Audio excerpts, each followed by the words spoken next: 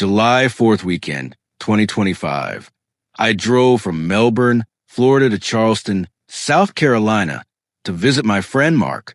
We hadn't seen each other in years. He was living in the city, finishing an internship for his law program. The drive was long but smooth, and when I arrived, I felt relieved, excited to finally reconnect. Charleston already felt alive, even before the holiday crowds rolled in. That night, we caught up.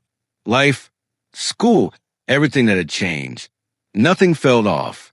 Not yet. Mark stayed in an older house downtown. Apartment buildings pressed in close, with narrow alleyways twisting behind them. I slept downstairs on a couch near several windows. Those windows face another building, a web of alleyways, and an abandoned house across the street. At the time, I didn't think twice about it. I was tired from the drive and fell asleep easily, unaware that this exact spot would later feel impossible to forget. The next day, we played pickleball in the morning and spent the afternoon exploring the city. Eventually, we walked through the Charleston market. It was crowded, loud, alive with constant movement. But when we exited near the docks, the atmosphere shifted. That's when I noticed him, a man walking alone near the water, completely detached from everything around him. He was wearing a wedding suit. Not just a suit, clean, pressed, formal. In the summer heat, on a holiday weekend. His bow tie was perfect, his dress shoes spotless. Long black curly hair, tan complexion. But what unsettled me wasn't how he looked. It was how he moved. Slow, shuffling, not purposeful, not distracted, disconnected. Like he existed on a different layer of reality. We were about to cross the street, which would have put us directly in his path. Something in me said not to. I grabbed Mark's arm and told him we weren't crossing. I couldn't explain why. Mark looked again and immediately agreed. We turned and walked away, picking up our pace. The man didn't react. He didn't look at us. He just kept moving, alone. As we walked, I told Mark how wrong the man felt. He didn't look homeless or confused. His clothes were too clean, too intentional. Everything about him felt out of place. Mark felt it too, but we tried to brush it off. Charleston was a tourist city. Strange people existed everywhere. We assumed that would be the end of it. It wasn't. A few streets later, in a completely different and busy area, we saw him again.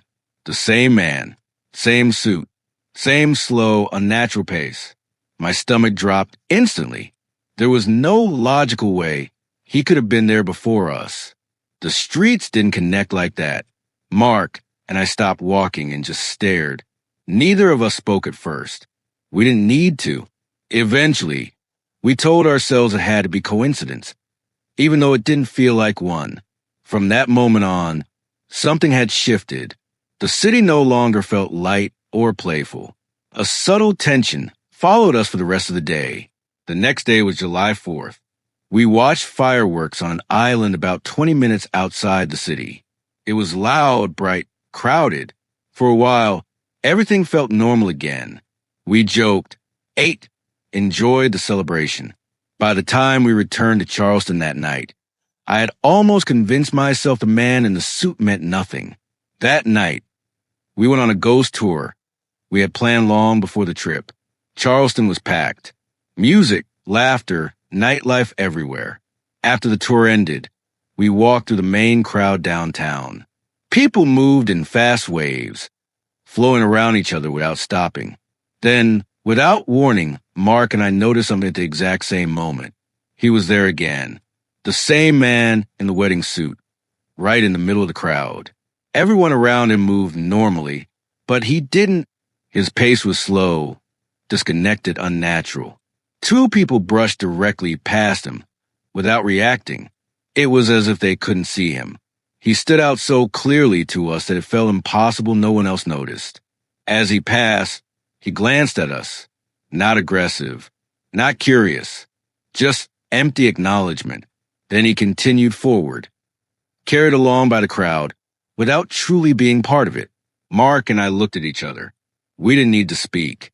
We both knew this wasn't normal. We watched him continue down the street until the crowd thinned. When it did, he was fully visible again, still moving at that same unsettling pace. He turned down a darker side street and disappeared around the corner. We stood there silently, feeling deeply unsettled, like we had brushed up against something we didn't understand. Later that night, we returned to the house. Mark went upstairs to his bedroom, and I went downstairs to sleep on the couch. I shut the blinds and tried to relax, but the house felt too quiet. At some point in the night, I woke up to a soft tapping sound. The tapping was on the window.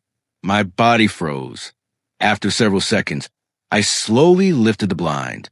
Down the alley, at the far end, I saw a man turn the corner. I knew who it was before my mind fully caught up, just before he disappeared. He turned his head slightly and looked back toward the window. I didn't sleep after that. In the morning, I told Mark everything. Even he couldn't explain it, and he's not someone who believes in anything paranormal. The entire experience felt wrong to both of us. For me, it went deeper. The man felt real and unreal at the same time, like something wearing a human shape, without fully being human. Months later, Mark still brings it up. Neither of us has been able to fully rationalize what happened that weekend. I drove back to Florida on July 6th, replaying everything in my head. The image that stayed with me wasn't the suit or the way he walked. It was that final moment in the alley, when he looked back toward the window, as if he knew exactly where I was. That single glance felt intentional, personal, deeply wrong. And no matter how much time passes, I don't think I'll ever forget that weekend or the man in the wedding suit.